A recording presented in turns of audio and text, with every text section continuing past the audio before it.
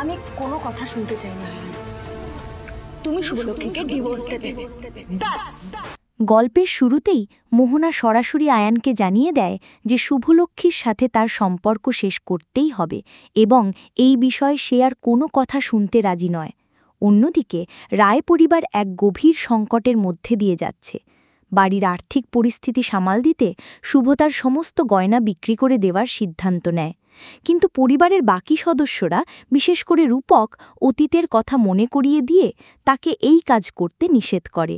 তারা জানায় যে পরিবারের জন্য দাদামণির আত্মত্যাগ তারা ভোলেনি এবং এই দুঃসময় তারা সবাই মিলে একটা উপায় বের করবে। এরই মধ্যে মোহনা বাড়িতে নিজের শাসন কায়েম করতে শুরু করে। সে বাড়ির বিশ্বস্ত পরিচারিকা স্টেফেনিকে কাজ থেকে ছাড়িয়ে দেয় এবং এর জন্য সরাসরি শুভকে দায়ী করে। মোহনা স্পষ্ট জানিয়ে দেয় যে বা যারা শুভর পক্ষ নেবে তাদের এই বাড়িতে থাকা কঠিন হয়ে যাবে। এরপর সে এক অপমানজনক শর্ত দেয় যে এখন থেকে বাড়ির সমস্ত কাজ রঞ্জিনী, পূরবী ও সীমন্তিনীকে করতে হবে এবং তার বদলে সে তাদের সামান্য হাত খরচ দেবে। মোহনার এই আচরণে সবাই হতবাক হয়ে যায়।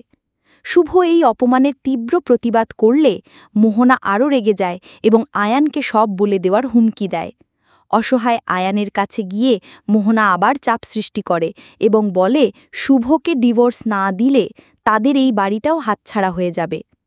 আয়ান এই কঠিন সিদ্ধান্ত নেওয়ার জন্য কিছুটা সময় চায়। মোহনা সময় দিতে রাজি হলেও তার মূল দাবি থেকে এক চুলো সরে আসে না।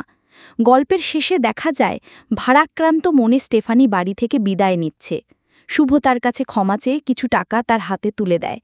ঠিক তখনই মোহনা এসে রঞ্জিনীর হাতে নিজের খাবারের একটি লম্বা তালিকা ধরিয়ে দেয়। এই অপমানজনক কাজটা করতে কেউ রাজি না হওয়ায় তারা একে অপরের দিকে তালিকাটি ঠেলে দেয়।